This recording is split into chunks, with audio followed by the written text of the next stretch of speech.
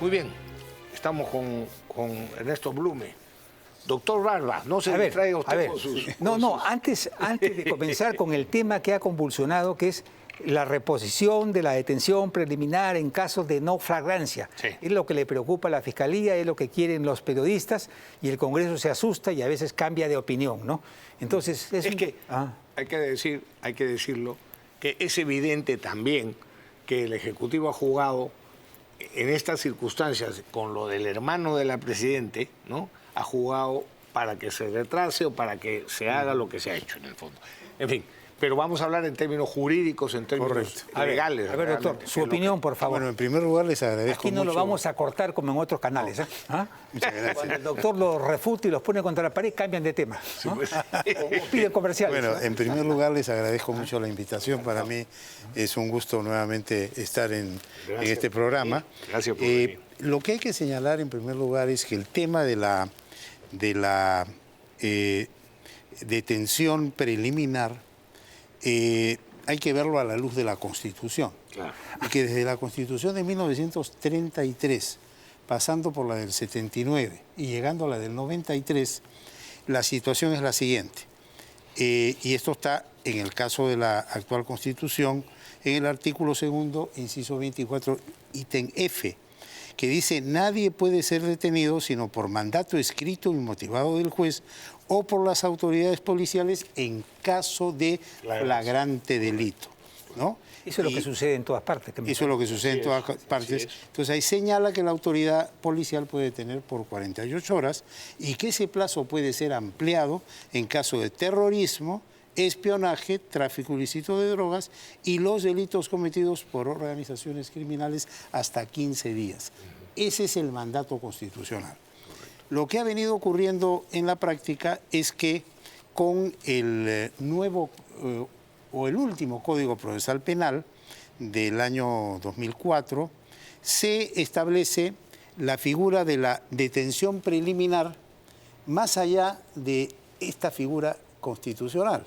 Es decir, se establece que un juez puede dictar una detención preliminar a pedido exclusivo del fiscal y siempre y cuando el fiscal lo fundamente, pero sin oír a la parte afectada y sin ningún otro requisito. Y entonces esto ha sido utilizado, desde mi punto de vista, indebidamente para crear situaciones muy complicadas en donde inopinadamente se presentan, detienen a una persona, violan su libertad individual y luego entra la Fiscalía a tratar de aprovechar esa situación para obtener declaraciones que afirmen la supuesta tesis del Ministerio Público. Entonces yo creo que esta ley, que es la 32.131, está bien dada y debe mantenerse, pero la Fiscalía ha saltado hasta el techo porque lamentablemente en nuestro país en los últimos años se ha venido dando leyes que constriñen los derechos fundamentales y restringen lo que se denomina las garantías constitucionales. En un fenómeno que tiene carácter inclusive internacional, que es lo que se denomina el fenómeno de la expansión del derecho penal. Es decir, el derecho penal se ha ido expandiendo, sacrificando derechos y garantías de los individuos, pero yendo contra, en el caso de Perú, contra la esencia misma de la Constitución nuestra, porque nuestra Constitución se centra en el valor persona humana, en el respeto a sus derechos fundamentales, entre los cuales está la libertad, que no se puede tocar si no es cuando realmente corresponde. Y lo que ha ocurrido en este país es que, aprovechándose de esta figura de la detención preliminar, pues han avasallado derechos y ha entrado ya el movimiento político y se ha ido politizando la justicia, y con esta presencia de muchos personajes ideologizados en el Ministerio Público, hemos tenido pues una situación realmente de excesos y de abusos que tiene que terminar. Ahora, lamentablemente el Congreso de la República, y yo critico en esto muy respetuosamente al Congreso, en lugar de mantenerse en sus 13, cede ante la presión y me parece a mí que ha hecho bien el gobierno en ejercer lo que se denomina el veto presidencial suspensivo y ha observado la ley, que va a volver al Congreso y se va a tener que debatir. De todas maneras, vuelvo a decir, porque creo que es importante, efectivamente, en estas circunstancias, y dado el caso del señor hermano del presidente, que es un poco lo que ha motivado todo este escándalo mediático, ¿no es cierto?, es que el gobierno no tiene, pues, la autoridad moral para hacer lo que ha hecho. Tiene derecho, evidentemente que tiene derecho, y además es evidente también que ha aprovechado todo el plazo legal para retrasar lo más posible, entre otras cosas para que pueda ser, por ejemplo, su hermano inscrito, en fin, para muchas cosas. Y aprovechar que ya el Congreso entra en receso, etcétera, ¿no? Pero desde el punto de vista jurídico, yo te reconozco completamente la razón. Ahora, yo vengo sosteniendo desde mucho tiempo, y con todo respeto a la presidenta, a quien la estoy apoyando con Domingo García Belaúnde en el habeas corpus, por el allanamiento y en calidad de un servicio ad honorem, hemos asumido por defender la institución presidencial, que le falta pues un buen asesor de imagen y le falta un buen comunicador. Claro, también. ¿No? Entonces, esto lleva a desatinos que lamentablemente pues son objeto de observación y de crítica, ¿no? La gente, claro, la prensa aprovecha que estos casos se dan y la Fiscalía también lo aprovecha.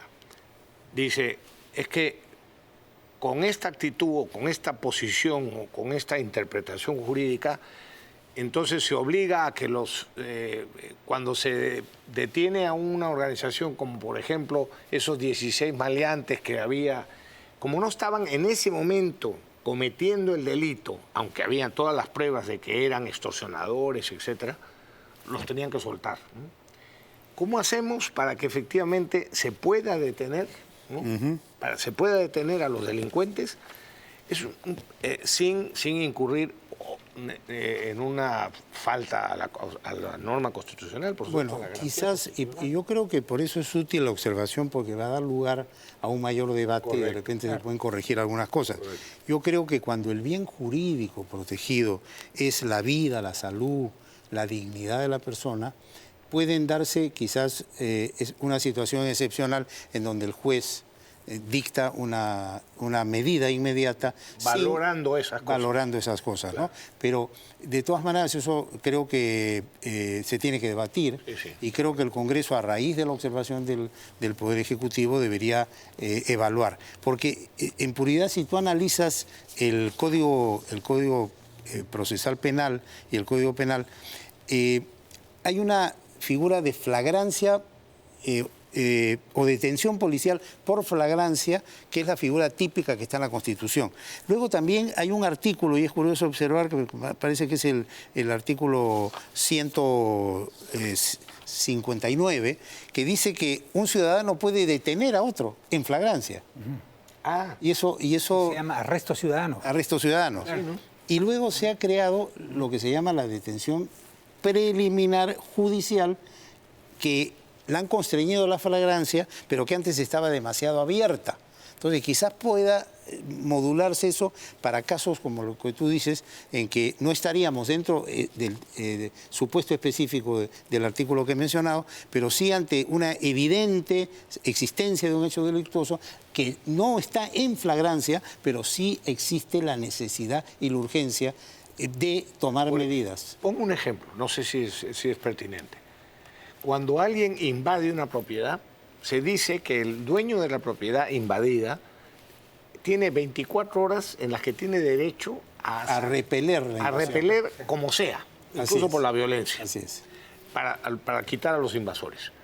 Y yo digo, un momentito, ¿acaso no se está manteniendo, es decir, los invasores, después de que se ha producido, después de las 24 horas, ¿acaso no siguen cometiendo el delito? Yo creo que sí. Claro, entonces eso es flagrancia, debería ser considerado. ¿Por qué 24 horas? ¿Por qué 24 horas? Así es. Mientras estos señores que están invadiendo una propiedad no tienen el título legal de la propiedad, el propietario tiene todo el derecho. Claro, y la justicia debería retener a esos, detenerlos. Sí. esa interpretación de que no, ya no están en delito fragancia que se hace. Yo creo que hay que revisar la legislación al respecto Correcto, para poder ajustar eso, porque lógicamente si tú no dejas de tener el derecho al interdicto de recobrar, no dejas de tener el derecho a denunciar por usurpación, y un juez penal que tiene los principios bien puestos debería ordenar la inmediata reposición también. Correcto. Más allá de lo que, digamos, del haber repelido la invasión en forma inmediata por el propietario afectado. No, claro, el problema está en cuando no pueden repeler o no tienen los medios o no tienen la forma. Entonces pasan a 24 horas y ya se reventaron. Ahora, lo evidente es que acá, más allá del tema legal, que es cierto, hay un problema, digamos, del material humano, de las personas que están a cargo de estas funciones, tanto en la Fiscalía como en el Poder Judicial. Claro. Porque si tuviésemos personas probas e idóneas, autónomas e independientes, pues no estaríamos viendo estos espectáculos. Totalmente de acuerdo. Oye, Rafael, Que con la incapacidad y con la corrupción, con la incapacidad intelectual y la corrupción no se puede. Mira, nada lo que ha funciona. ocurrido en el caso pues, de este señor José Domingo Pérez y Concepción Carhuancho, claro. que deberían ya estar fuera, porque por los errores que han cometido. Mira, yo quería decir lo siguiente: cuando yo fui presidente del Tribunal Constitucional y fui ponente del caso Keiko, yo reclamé que había que constitucionalizar la lucha contra la corrupción. Y dije, porque si no van a venir nulidades y se va a retrotraer todo y vamos a tener que volver a empezar. Y he sido premonitorio. Tal cual, eso es lo que ha sucedido. Eso es lo que ha ocurrido. Y un hecho que me llamó la atención ahora, leía en Expreso. La segunda sala constitucional de la Corte Suprema resolvió que no se puede impedir que Antauro Humala exprese su deseo de fusilar a expresidentes como su hermano Ollanta Humala, Martín Vizcarra, Pedro Pablo Kuczynski y otros. Entonces la pregunta es, ¿de veras yo puedo amenazar de muerte a cualquier ciudadano? ¿Yo puedo amenazar de muerte al gerente de un banco porque no me dio un crédito? No sé, ¿no? ¿Se puede? ¿Es legal? A ver, hay que distinguir entre lo que se debe o lo que se puede, ¿no? O sea, fácticamente puede hacer digamos, una amenaza de esta naturaleza. Al hacerla, agravia a personas que pueden denunciarlo. Cualquiera se asusta, ¿no? Por supuesto. Una amenaza de muerte. Pueden denunciarlo. ¿no? Claro. O sea, hay que buscar la figura penal a utilizar frente a alguien que hace una amenaza de esa naturaleza contra la vida, el cuerpo y la salud. No solamente de algunas personas, sino en colectivo. Entonces, eso yo creo que es cuestión de darle una respuesta de derecho penal, pero no creo que sea tan sencillo como se ha planteado ahí. Sí, bastante frivolidad, lo han tomado muy a la ligera, ese es un hecho Ahora, muy de repente serio. la nota esa extrae solamente una parte y no la reflexión ulterior de la... Vámonos a una pequeña pausa y volvemos. Pausa y regresamos.